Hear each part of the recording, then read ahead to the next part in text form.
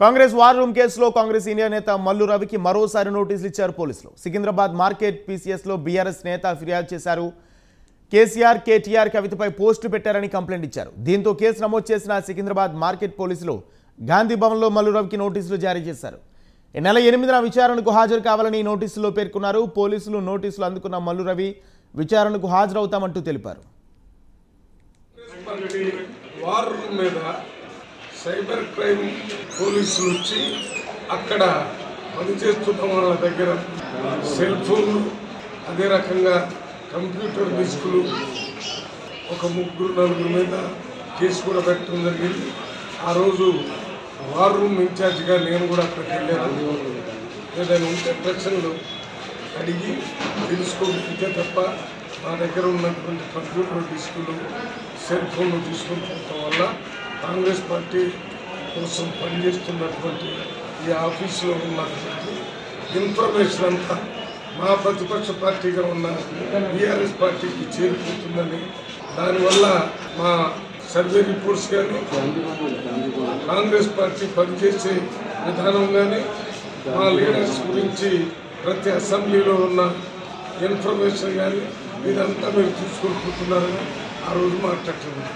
దాని తర్వాత 4-5 రోజుల తర్వాత నన్ను కూడా ఆ కేసులో నలుగురితో పాటు 5వ పేరుకు నాకు కేసు నెంబర్ ఫైల్ చేసి నాకు ఒక నోటీసు జరిగింది.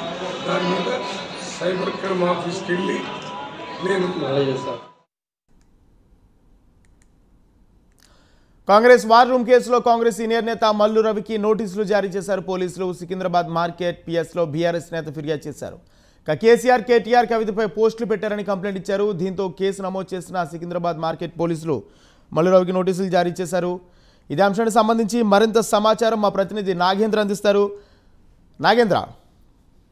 Thank you Rajender. మరొకసారి కాంగ్రెస్ వార్ రూమ్ కు సంబంధించినటువంటి అంశం తెరపైకి వచ్చింది. తాజాగా కాంగ్రెస్ వార్ రూమ్ పై జరిగినటువంటి సంఘటన సందర్భంగా మల్లు రవి ఇక్కడ ఉన్నటువంటి సందర్భంగా వార్ రూమ్ కి నేనే ఇన్ఛార్జి అంటూ కూడా ఆయన చెప్పినటువంటి పరిస్థితి. తాజాగా అప్పటి నుంచి కూడా ఆ పోలీసులు మల్లు రవికి నోటీసులు జారీ చేస్తూనే ఉన్నారు. తాజాగా మరొకసారి సికింద్రాబాద్ మార్కెట్ పోలీస్ స్టేషన్ పరిధిలోకి సంబంధించినటువంటి పోలీసులు మల్లు రవికి నోటీసులు జారీ చేయడం జరిగింది. ముఖ్యంగా టీఆర్ఎస్ నేత టీఆర్ఎస్ కి సంబంధించినటువంటి పలు నేతల పైన ఆ పోస్టులు పెట్టారంటూ కూడా ఫిర్యాదు చేయడం జరిగింది. ఈ సందర్భంగా ముఖ్యంగా తెలంగాణ గలం పేరిట పోస్టింగ్లకు సంబంధించినటువంటి అంశంలో టీఆర్ఎస్ నేత పోలీసు కంప్లైంట్ ఇవ్వడం జరిగింది. ఈ సందర్భంగా మరొకసారి మల్లురవికి నోటీసులు జారీ చేసినటువంటి పరిస్థితి ఉంది. 8వ తేదీన పోలీస్ స్టేషన్ కు హాజరు కావాలంటూ కూడా నోటీసులో జారీ చేయడం జరిగింది. కానీ 6వ తేదీ నుంచి కాంగ్రెస్ కి సంబంధించినటువంటి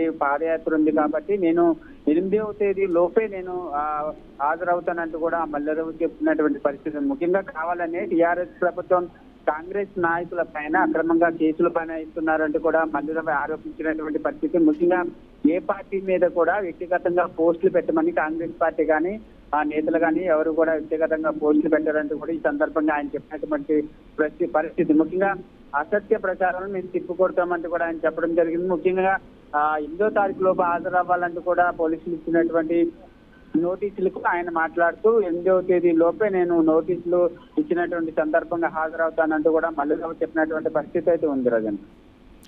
రైట్, థ్యాంక్ యూ నాగేంద్ర.